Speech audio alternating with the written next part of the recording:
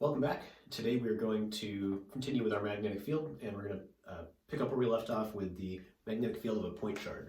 So last time we had the following for the magnetic field from a point charge: mu naught over 4 pi qv cross r hat over r squared. This was the magnetic field at some position r relative to the point charge.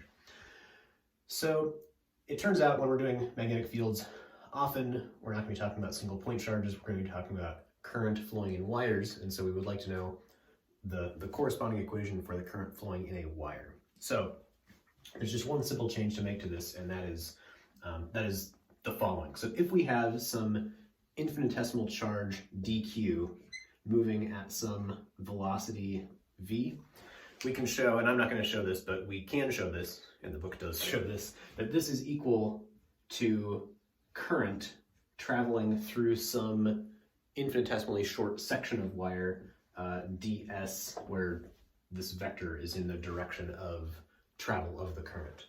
So we can do one thing here to check the units at least, and that is the units of this are charge times velocity, so that's Coulomb meters per second. This is coulombs per second times meters, so Coulomb meters per second. So the units at least check out. So hopefully that convinces you that this is equivalent.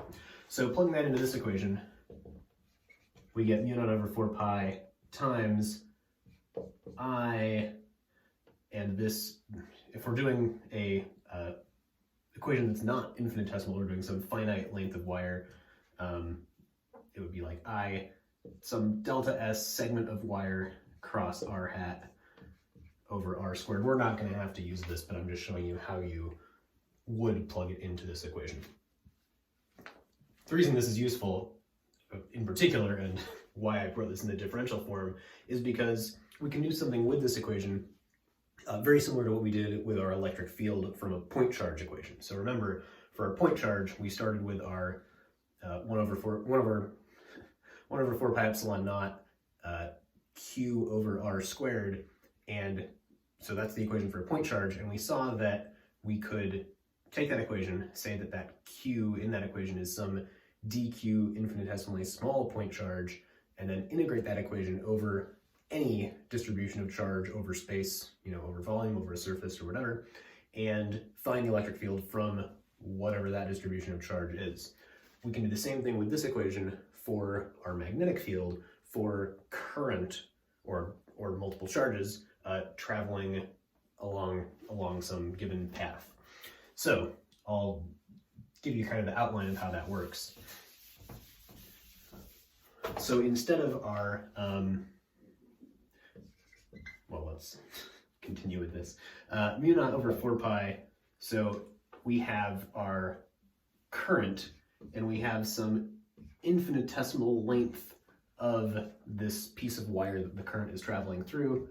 This is still cross r hat over r squared. So this is some infinitesimal contribution to our magnetic field B. If we want to find the total magnetic field because of a bunch of these little segments, we of course need to integrate them all together along, we need to integrate them all together, and the result of that in terms of this equation is going to be something like this, IDS cross r hat over r squared, where this integral is now going along whatever path our wire takes that has this current in it. Okay, so the most important example of this type of problem is example 32.3 in the book.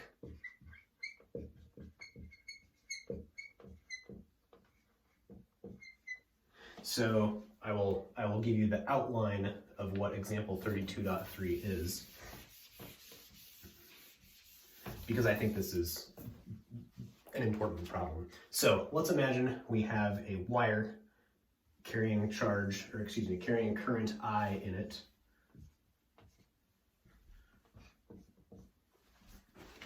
And let's say we wanted to find the magnetic field some distance from the wire at some point. So we'll assume this wire is infinitely long, and we want to know what the magnetic field is at that point, and we'll say it has a perpendicular distance of d from the wire. So the way we would set this problem up is as follows. We take some, infinitesimally small length of the wire, dx or ds, we can call it whatever we want. If this, we can call this point the origin because we're allowed to do that, and this distance then is going to be our distance along the x direction, so we can call that distance x, and this distance, the hypotenuse, is the distance between ds and the point where we want to find this magnetic field. So what we end up doing is taking the integral along this wire of all the little line segments of length ds. For each one of those, we find, and we'll show why this is later, but you can find very easily that the magnetic field is pointing out of the board up here. So all of the contributions to the B field are all pointing in the same direction, so that's good.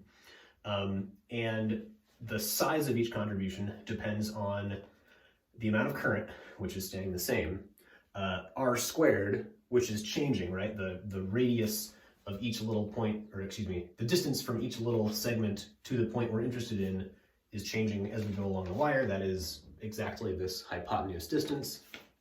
And also, our geometry is changing in terms of this cross product, right? So our cross product was the I ds, so like this direction, cross r hat, which is this direction. So the angle between this and this r vector is changing as we move along the wire, which goes like the sine of the angle, like the sine of that angle. So as that angle changes, we have to take that into account in our integral also. So example 32.3 does a good job of showing the guts of that. I'm not going to do it here. I will show you the result because this is a very important result, probably the most one of the most used equations in magnetic stuff, and that is the following. The magnetic field we get for an infinite wire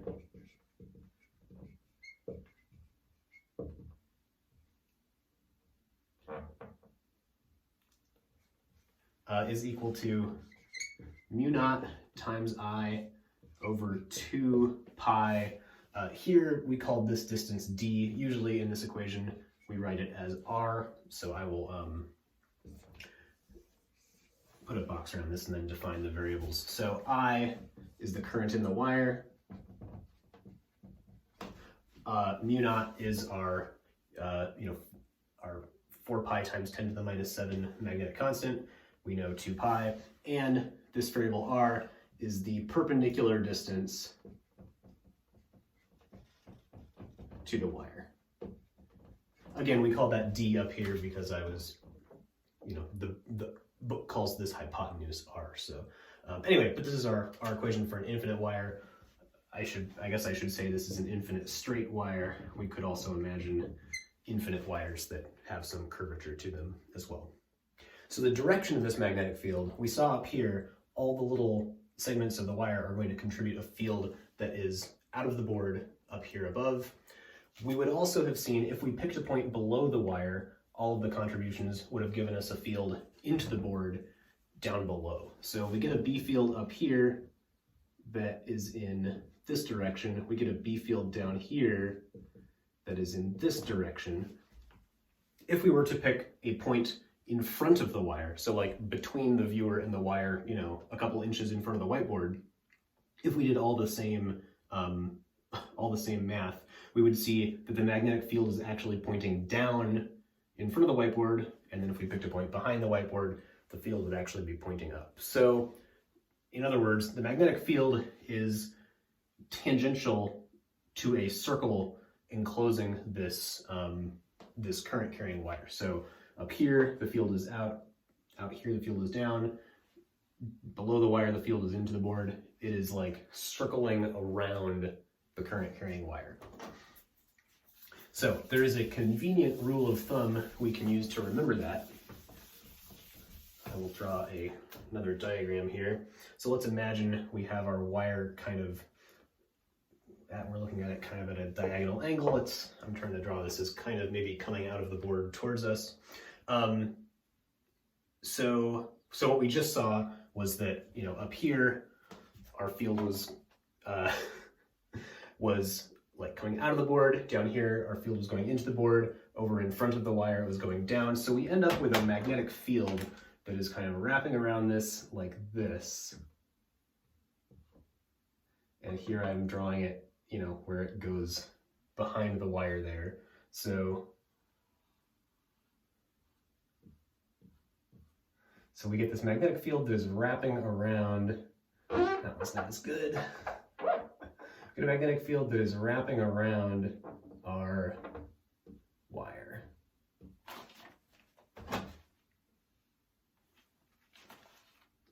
Okay, my attempt at a 3D picture is, we'll call it barely okay. Okay, anyway, I told you there was an easy rule of thumb for figuring this out, and this is in fact a new right-hand rule. So we have our first right-hand rule that's just for computing any cross product. This is the right-hand rule for the B field of a wire. Okay, so the way this works is you put your thumb in the direction of the current. So in this case, that's like down that way, or if we're imagining this, you know, coming out of the board kind of at an angle like that. It's only 2 steps, it's really easy. So if we put our thumb in the direction of I, then our fingers wrap around this wire.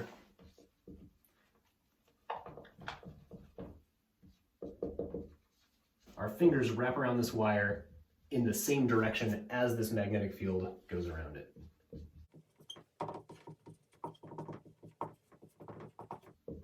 So, so let's do a couple examples here, just to make this clear. We'll erase that. So let's say I have a wire going up, and this doesn't only work for infinite wires. This works for any, you know, finite wire segment, if we want to imagine that also. So we have a current carrying wire going up. I put my thumb in the direction of the current, and my fingers wrap around the wire in the direction of the B field. So without doing anything else, without doing any cross products or equations or anything, I can see that on this side, my magnetic field is going into the board. And on this side, the left side, my magnetic field is coming out of the board. And for a point in front, if I wanted to find a magnetic field at this point right here in front of the wire, I could do the same thing and see, oh, in front, my magnetic field is going to the right. So it is wrapping, the magnetic field is going around the current in a circle, you know, a circle like this. All right, one more example. If we were looking at a current that was going straight into the board, so I'm going to draw one slice through an infinitely long wire that shows our current going into the board, right? So I have a wire here, and that current continues all the way into the board and goes through, you know, through the other side of the wall. So if that's the case, I put my thumb in the direction of the current, and my fingers are going in a clockwise circle around this, which means my magnetic field must look something like this, or I guess I'm drawing field lines. We haven't really done field lines yet. At least at a few different points, I can figure out the direction of my magnetic field. So here, the magnetic field is down. Here, the magnetic field is to the left. Over here, the magnetic field is up, and so on. I jumped the gun when talking about the continuous loops. We'll get to those within the next few lectures.